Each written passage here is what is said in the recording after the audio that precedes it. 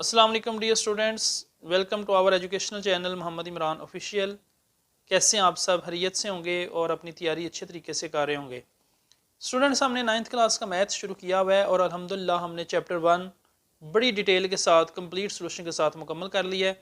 और last video में मैंने आपके साथ चैप्टर 1 का जो टेस्ट है मुकम्मल तौर पर शॉर्ट और लॉन्ग के साथ वो भी शेयर किया था। उम्मीद है आपने उसकी प्रैक्टिस की होगी। आज हम चैप्टर 1 मुकम्मल होने के बाद चैप्टर 2 स्टार्ट करेंगे, क्योंकि इसके जो फर्स्ट 4 चैप्टर्स हैं वो बहुत ज़्यादा इंपॉर्टेंट हैं। उन पे हमने बहुत ज़्यादा फोकस रखना है, उनमें से हमारी कोई चीज़ मिस ना हो, ताकि इन 4 चैप्टर्स में से आपके काफ़ी मार्क्स, काफ़ी हिस्सा 70% से भी ज़्यादा मार्क्स इन 4 चैप्टर में से आप ले सकते हैं। तो स्टूडेंट स्टार्ट करते हैं चैप्टर 2। आपका सेकंड चैप्टर है रियल एंड कम्प्लेक्स नंबर। ये चैप्टर 2 का टाइटल है। अब हम इनकी डेफिनेशन भी देखेंगे, साथ साथ रियल नंबर क्या होते हैं और कम्प्लेक्स नंबर क्या होते हैं। उसके बाद फिर हम 2.1 की तरफ जाएंगे। स्टूडेंट्स, ये जो मैंने अंडरलाइन किया definition, that is definition of real numbers, the union of set of rational numbers and irrational number. Rational और इरेशनल क्या है ये भी हम अभी डिटेल के साथ देखते हैं। Union of set of rational number and irrational number. Rational number वो होते हैं जिनको हम फ्रैक्शन में लिख सकते हैं, पी ओवर क्यू की फॉर्म में लिख सकते हैं, और इरेशनल वो होते हैं जिनको हम पी ओवर क्यू की फॉर्म में, फ्रैक्शन की फॉर्म में नहीं लिख सकते।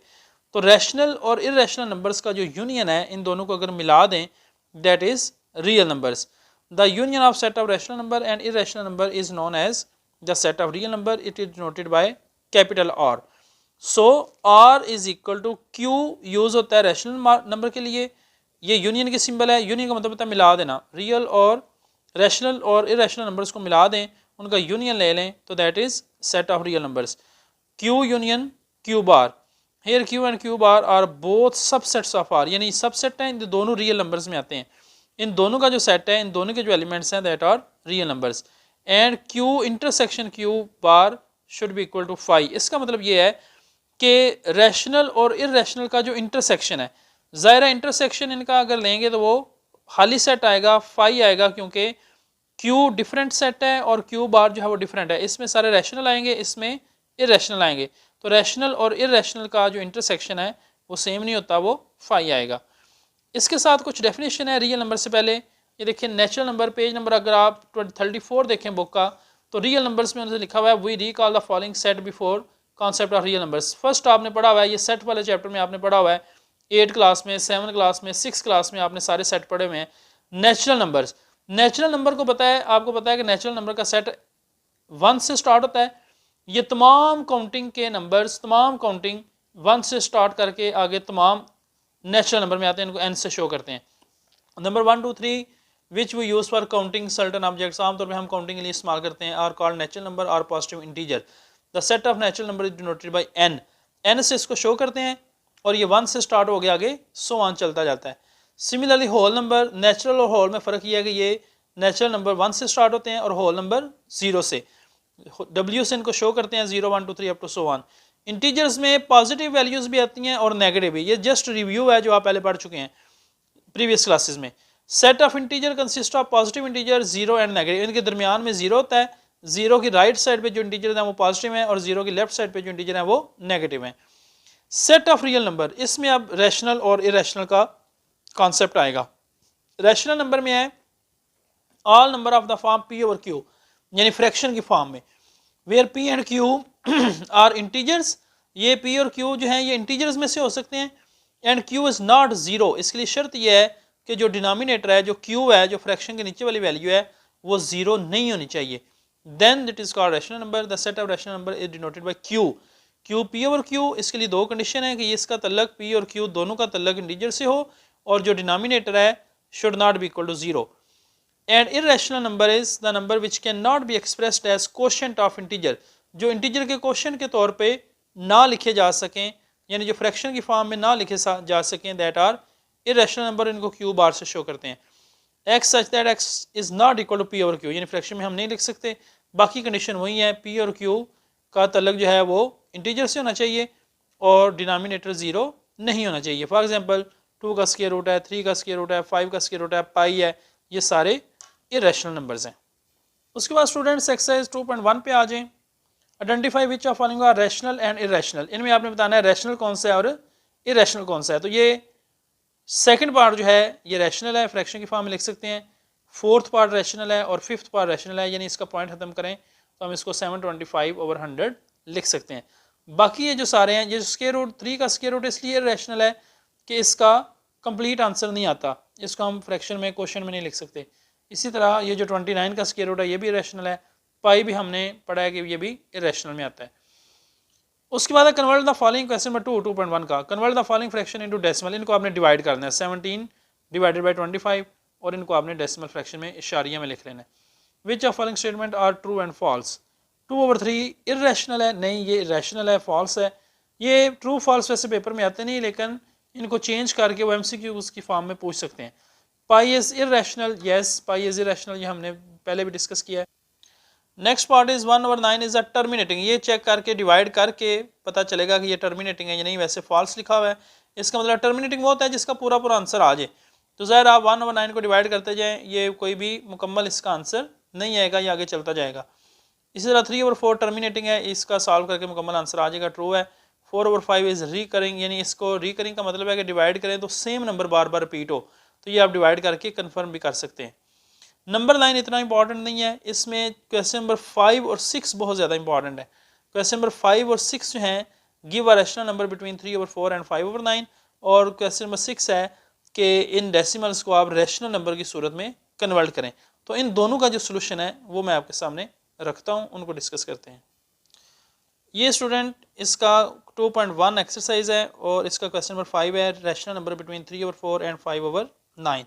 तो आपने इनके दरमियान, वो कहता है कि इनके मिड में जो रैशनल नंबर आता है वो फाइंड करें।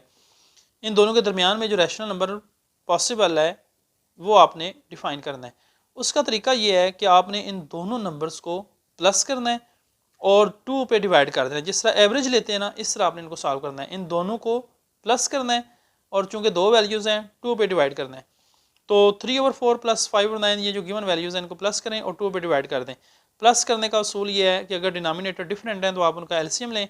एलसीएम आएगा 36, एलसीएम बराबर करें या क्रॉस मल्टीप्लाई इनको कर लें तो 27 + 20/36 डिवाइडेड बाई 2। इन दोनों को प्लस करें तो दैट विल बी 47/36। डिवाइड को कन्वर्ट करें मल्टीप्लाई में, 2 था तो 1/2 हो जाएगा, जो कि एक सिंपल सा असूल है। जब हम डिवीजन से मल्टीप्लिकेशन में आते हैं तो इसका उलट ले लेते हैं, तो 47/72 आपका आंसर आ जाएगा। उसके बाद क्वेश्चन नंबर 6 जो है वो express the following rational numbers recurring. Recurring यानी रिपीट हो रहे हैं, 0.5 के ऊपर बार है, इसका मतलब है 0.555 ही रिपीट होगा। तो आपने इसको रख लेना x के बराबर, let x is equal to 0.55, इसी को रिपीट करते जाना है। इसको आपने रखना है इक्वेशन 1।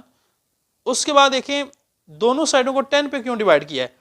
आपके पास स्टेटमेंट है 0.5, अगर इसका पॉइंट खत्म करें, इसको फ्रैक्शन में लिखें तो दैट इज इक्वल टू 5/10, यानी पॉइंट खत्म करने के लिए हम नीचे 10 रखेंगे।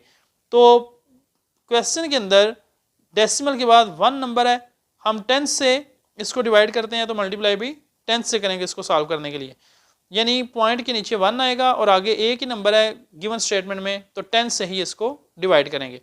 मल्टीप्लाई बोथ साइड बाय 10, तो 10 से मल्टीप्लाई करेंगे तो that will be 0.555 up to so on की सिंबल है ये, यानी ये आगे चल रहा है, मल्टीप्लाइड बाय 10। जब 10 से मल्टीप्लाई करेंगे तो ये जो डेसिमल है ये एक नंबर आगे शिफ्ट हो जाएगा 5 के बाद, 5.555 अप टू सो ऑन ये चलता जाएगा। 10x will be equal to 5.555 up to so on. अब आपने इक्वेशन 2 और इक्वेशन 1 इन दोनों इक्वेशंस को माइनस करना है। माइनस करने से 10x में से x माइनस करेंगे 9x आ जाएगा, और इसमें से 5.555 में से 0.55 माइनस करेंगे तो पॉइंट के बाद वाले जो नंबर्स हैं वो सारे कैंसिल हो जाएंगे, सिर्फ पॉइंट से पहले जो नंबर है 5 वो आपके पास रिमाइंडर की सूरत में आएगा।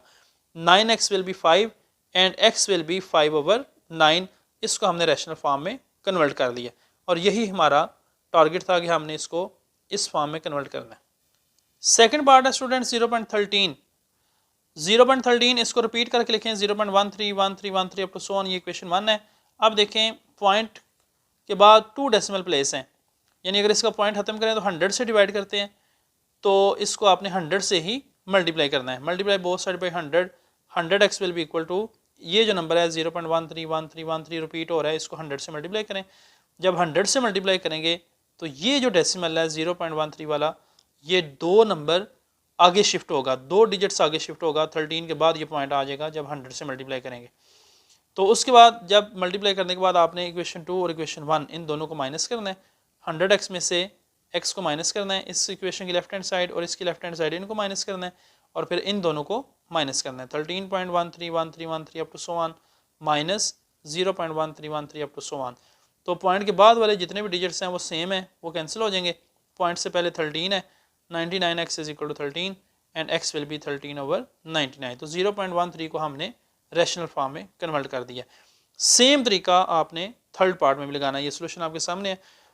x के बराबर रखना है, फिर 100 से मल्टीप्लाई करना है। 100 से मल्टीप्लाई करने के बाद 0.2 डिजिट आगे चला जाएगा, फिर इन दोनों इक्वेशंस को माइनस करना है। पॉइंट के बाद वाले कट जाएंगे, 67 आएगा एंड x विल बी 67/99।